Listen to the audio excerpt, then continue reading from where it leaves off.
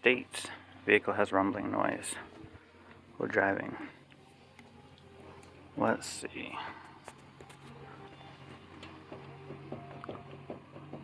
Wheel bearing is bad.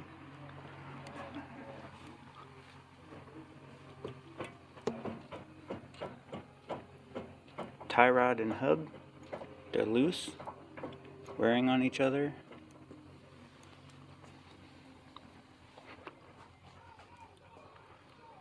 Looks like this lug nut is loose.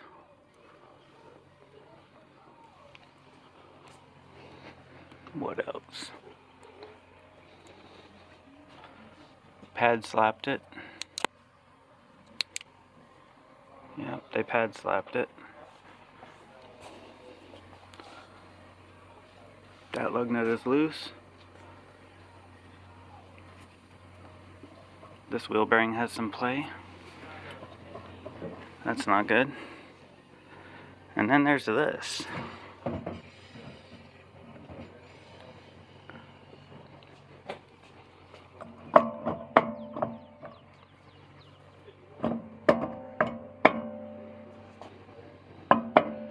Oh yeah, that's definitely going to be a good one.